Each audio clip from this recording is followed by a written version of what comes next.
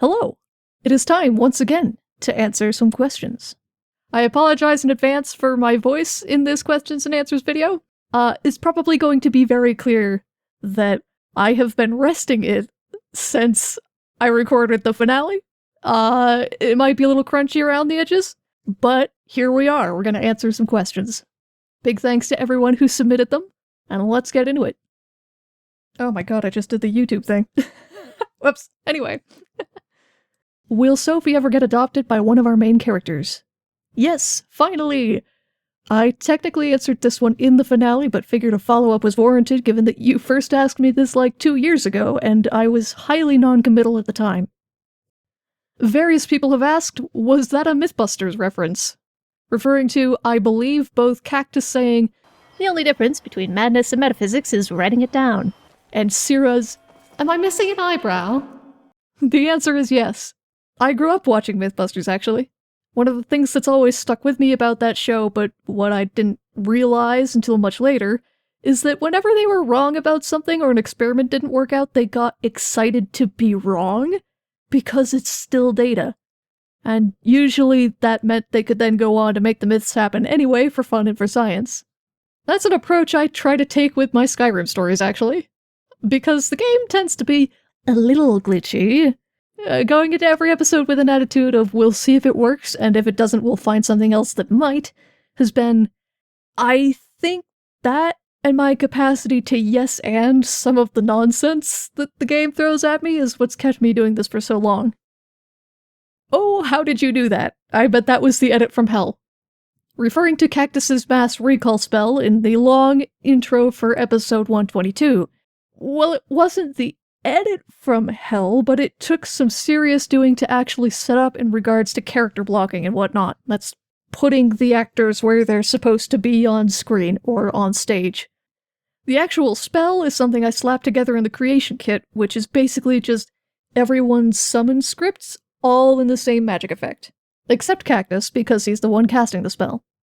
How I set those up is a topic for another video entirely, which I intend to make in the interim, but since those were all built and situated already, the trickiest part of that whole thing was finding a magicka class that would give Cactus a headache while still being castable. What was your favorite episode to make? Oh man. I have like 3. So in chronological order, because all of them also had their own production challenges, my top 3 favorites to make were Episode 95, the one that kicked off the Civil War arc, which I think was the most fun for me to write, making all of those plot threads crash into each other in a way that made sense. Episode 112, where they all make amends after the Civil War arc, which was a pain to produce, but again, so fun to write. Also Vander. Vander gets points, we love Vander. And finally the finale, which was incredibly chill to produce, probably my chillest narrative-heavy episode to date. It also has a special place in my heart because that's the first time I've ever fought Alduin on Legendary difficulty, which, I mean, I did also bring an army into that fight. Also, I think there's a lesson for me there in the fact that as long as I give myself time to do them, narrative-heavy episodes are actually my favorites to do. This probably surprises nobody who knows that I'm a writer first and a gamer second. A note that I'll keep in mind in the next project. Also, honorable mention to any episode where Atla got to sing. I actually grew up singing shanties with my dad, fun fact, so a few of those are near and dear to my heart. Specifically, Cape Cod Boys, The Eddystone Light, and Drunken Sailor. Do you ever load a previous save to get a better take? Not on purpose, usually. But if you see me quick saving all the time right before I walk through load doors, it's because sometimes the game crashes on the other side and I end up having to redo a section. It's easier to cut clips on loading screens, because they're just black with the little level bar in the corner, which is also why I haven't put in any fancy loading screen mods, even though there are some beautiful ones out there. I think the only 2 times I've ever reloaded saves until I got the result I wanted were in Dawnbreaker's episode 100, where I was going for a specific kill cam for a specific reason, and GRIFTERS episode 101, where I think I did a few takes of the Battle of Whiterun from Solvander's point of view, and I know I did a couple takes across different characters. Are the voiceovers recorded while you play or cut in after? It's a little of both, actually. Now that I've been at this for a few years, I've settled into more or less 3 methods of doing scenes, and they all work a little differently. A note about all of these: I record my voice on a laptop separate to the actual game audio, which sounds like extra work, but it's also way easier for me to edit. Gameplay sections, which is, I think, most of each episode, I record on the fly while I'm playing. I always make sure to sync up the gameplay and audio after I turn the camera on, so while it's technically cut in after, it is also recorded while it happens. Cutscenes, where I'm in the free cam and doing cinematics, are all scripted out beforehand. I record the audio on those before I get into the game and record the footage that goes with them, most of the time. 2 exceptions are Myth's tiny cutscene with the time wound, which I recorded day of and just hopped into the free cam with the script ready in the middle of the rest of the gameplay clip, and Atlog and Enna's walk through Lostport Cavern, for which the audio was recorded first, and then I just tried to act it out as though I'd recorded it at the same time. And finally, there are walk and talks, which is where I have a script pulled up on my laptop to read while I'm getting characters from point A to point B. So those are pre-written, but recorded while I'm playing so I can react to interruptions as they occur. Honorable mention to, the one episode in Dawnbreakers where I experimented with doing an on-the-fly cutscene where I was in free cam mode but winging the dialogue. That was rough. Also honorable mention to having travel happen in the background while there's a letter on screen. I haven't done that in a while, probably since Dawnbreakers, or even as far back as Intonation?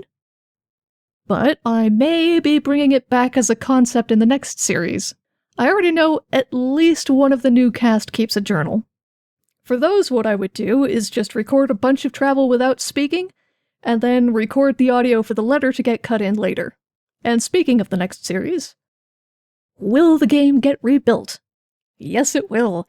The next set of characters has a different overall tone, so I'll be emphasizing different parts of the world in the new setup, which I may have already started working on. Maybe a bit. A collection of Conlang questions. What languages will you be using? Will they be partially constructed with what's on, for example, the Ta'agra project? If not, or if it doesn't have such a thing, what process will you use? Oh my. Salakaje! Radiant Moon's friend. I wanted to start out answering this bundle of questions by saying I in fact referenced the Ta'agra project for some of Zaytest's dialogue in the Dawnbreakers saga. Also, I am in fact a Conlang nerd, and I blame the panicked monk's Sinak for at least some of it. This answer is going to be a bit long-winded, and probably deserves its own video, but I'll see if I can cover the broad strokes without too many spoilers. I'm going to be taking a crack at a few languages that appear in Skyrim, some of which have resources at hand, some of which don't. I can't out Dwemer Sinak, but Dwemeris the language might be making a proper appearance in some form or another. This is in part because Arden from Dawnbreakers ended up being a scholar of alien architecture instead of Dwemer architecture because I did not know quite what I was doing to the same degree that I do now, and that's okay. We all start somewhere. I plan to do some unconventional things with Dovazul, which of course has Thume.org that I can reference.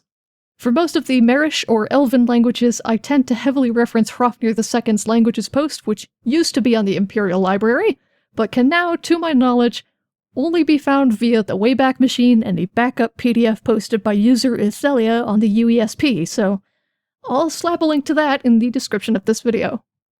My usual process for constructing phrases in normal Marish languages, Dwemeris excluded, obviously, is to check whether or not a word has a modern version, go back to Old Maris to see if I can find something close enough if it doesn't, and then apply to that any relevant sound changes and modern sentence structure, declinations, and whatnot. I did something a little different for Solvander's single line in Ashlander Rhedoranus during the finale, or maybe Ashlander Velothis? I referenced Hrafnir's High Rhedoranus as well as a post on the Tamriel Rebuilt forum about common Dunmeri slang, links in the description, but subbed in a couple of words from the Sumerian Swadesh list on Wikipedia. Swadesh lists are basically collections of words every language has a translation for, like man, son, and to go, for example, and they're pretty short, 100 words-ish each. I've used them for organizing other non-Elder Scrolls Conlang projects, and I think I'd better call that a question answered before I go off into the weeds any more than I already have. I do suspect I'm going to be making a more in-depth video once I solidify my process for the new series a bit more, especially my process for figuring out Dunmeri. Also, for the curious, all of the letters written in Daedric script by Myth, Davin, and Cactus are just English, but in Morrowind's Daedric banner style, because it's stinkin' rad, and Davin's layered ink effect was really fun to do. What will your next project title be when Grifters is done? Let me show you.